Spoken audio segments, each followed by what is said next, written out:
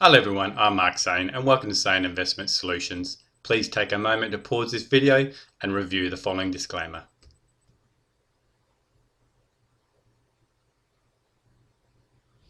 Thank you for that. Welcome to week 14 of the Forex market review. Without any delays, let's just jump straight to the charts. We're going to start today off by looking at the weekly chart on the Aussie USD. And over the past few weeks, we've been looking at this pair, just trying to see where it's going to go and where we believe it might go. So firstly, we'll quickly go ahead, grab our Fibonacci Retracement tool, go ahead and drop those on the chart. And what we've done is we've identified wave 3 being the first large AO. We follow that back to the zero line, move our way up, look left, there's the end of the wave 3. And then we followed all the way back to the beginning, and that's roughly where the start of wave 3 is. So here's our wave 3 move down. We're coming back for wave 4 with a very likely that we might see initially another move back lower before a push back higher. With wave 4, we like to see it come back to roughly the 50% mark, but it can come back anywhere to at least 38.2 all the way up into, but not into wave 1 territory. So at the moment here we have wave 1. So if it was to come back up to these levels, just past the 61.8, that would be a valid wave 4 pullback, but it can't come up into this area, or this trade wave 4 would be null and void. So let's just go ahead, drop some quick numbers in the charts just so you can see roughly what I'm seeing. So we have our wave 1 down lower. Then we have our wave 2 pullback higher. This was our large AO identifying wave 3, and now we're starting our wave 4 back higher.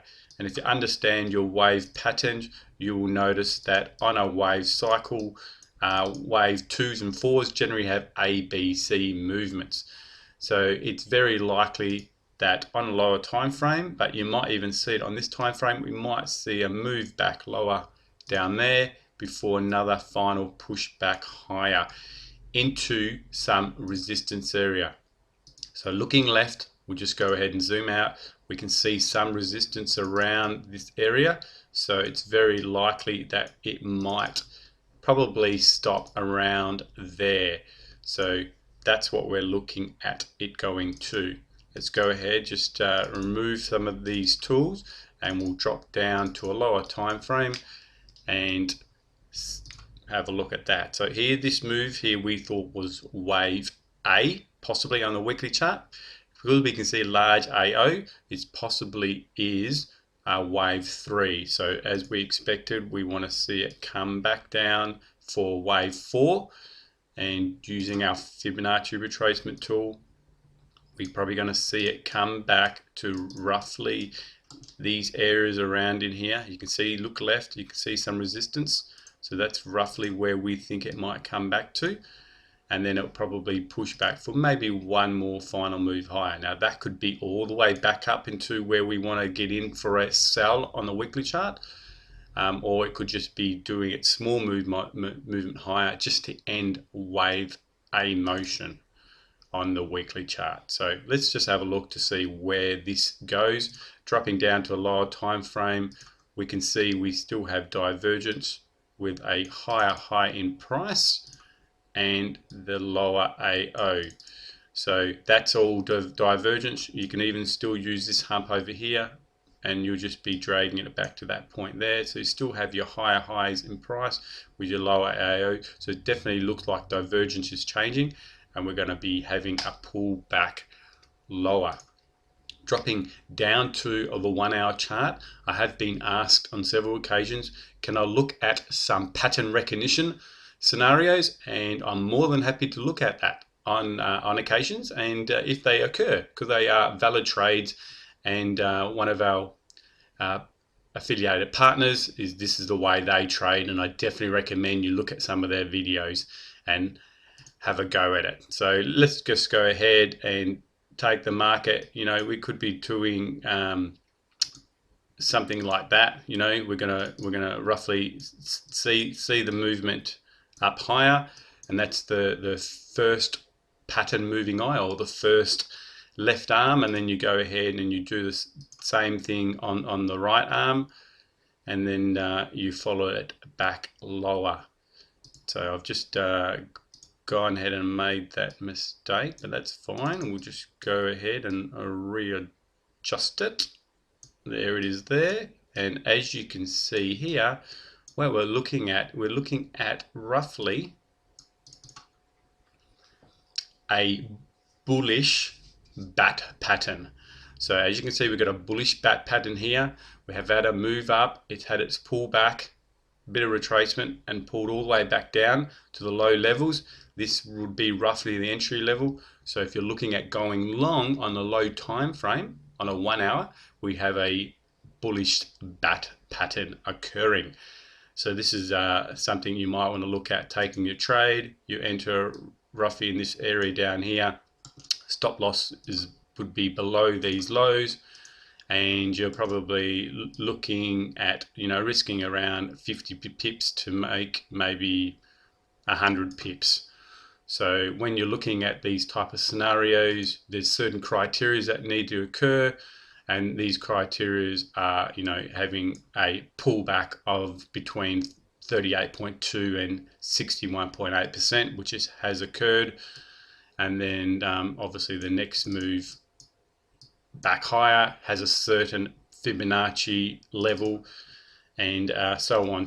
So just you need to look at some training videos to find where they are, and then for your final move higher is the retracement, and we take our target around the 61.8% level. That's why I was indicating that, if you had roughly a 50 pip stop loss, you'd be looking at 100 pips to get to this level up there. So now we're going to take a look at the pound CAD on the weekly chart, starting at the higher time frame. We start in the higher time frame just so we have an understanding of the overall market move. So at the moment we're still in a decent uptrend, and it's very likely that we're having a pullback, but we could be finding some support around these levels and a push back higher. But our first look at the charts, what we can see is some wave patterns lower. So we'll just go ahead, always drop in those numbers just to make them clear for you. And on your own chart, you probably want to just leave them on there. You may even want to change them to say something like weekly 3, which means that's the weekly 3 pullback lower. And when you have that in your head and you have it on your charts, then you're not going to forget. You then go ahead and grab your Fibonacci retracement tool. You go from the highs to the lows. Here's your first large AO. Now, because it hasn't come back to the zero line just yet, we can't go up, look left and find the end. However, we can draw it in now, and what we'll be doing is just adjusting it accordingly until this comes back to the zero line, and that's the end of that wave 3 motion for push back higher. So at the moment we're looking at continuing our move lower on the daily chart. So here we are on the daily chart, and we can straight away see that we have again the wave 3 move lower. So even though the weekly wave 3 is likely nowhere ending just yet, we can see that we'll possibly have an initial pullback on the daily chart. So here we have our wave 3 cycle. We're still waiting for this to come back to zero line. Now that could come back, over the next few days, and then that would be the end. And so what we'll do is we'll just go ahead, drop in our Fibonacci retracement tool, and if this was to be the lowest point as this pulls back and this slightly steps higher, then we would class that the low of wave 3, follow back to the beginning, and there's our start of wave 3. And then we just want to look for our move back higher. And then obviously we're probably going to be seeing some type of ABC pattern back higher, and then we'll be looking at getting into the market. So looking left, anywhere up between these levels here, we're likely to have some resistance. We'll just go ahead and zoom out a little bit. Yep, and that's roughly where we're going to have it on a weekly chart. Oh, look at that. That just matches up perfectly on the weekly chart as well. So that's where I'd be guessing would be the pullback, but we first have to wait for this to confirm the downtrend and start its pullback higher on the daily chart.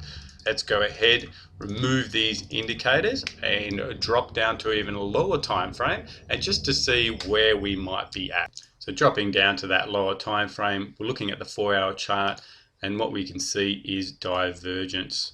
So we have our lower low in price and our lower AO. So here's the AO back to zero line. It's lower, smaller or higher AO. So it's gone back higher, and look at that, it's gone back higher again. So, and here it's gone back lower and back lower again. So we have a lower lows in price with the higher AO, and that's divergence. So it's very likely that on this daily chart, the wave 3 move lower has ended, and we're probably going to be seeing a bit of a pull back higher.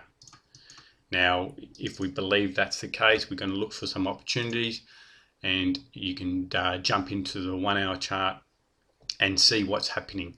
Again, today, because I was asked if we can look at some pattern recognition on these charts, the 1-hour charts are generally the best to see them, and they occur the most frequently.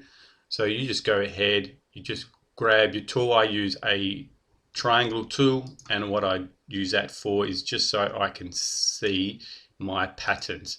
And in this example here, is to me automatically I'm looking for a Gartley, bearish Gartley pattern.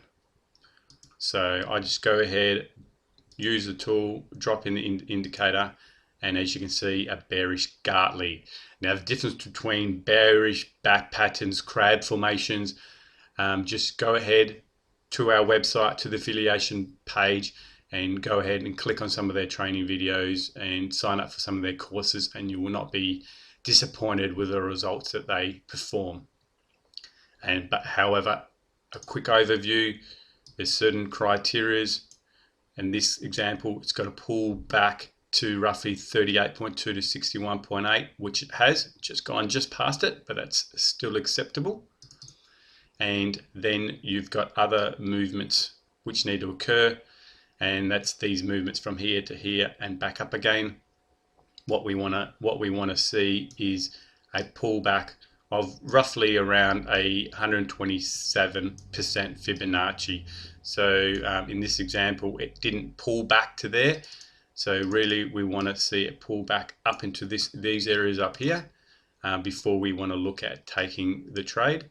There's still some other criteria that need to occur, but we want to wait. So hopefully it can make its move back higher and get up to here, and then you would be looking at an entry round about these levels here, looking at stop losses up the highs. So maybe 100 pips stop loss to make about 200 pips.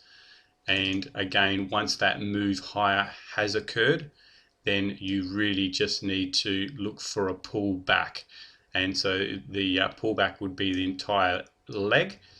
And so you'd look at this entire leg, if that was the entire move higher, and you'd want to get out before the 61.8% level.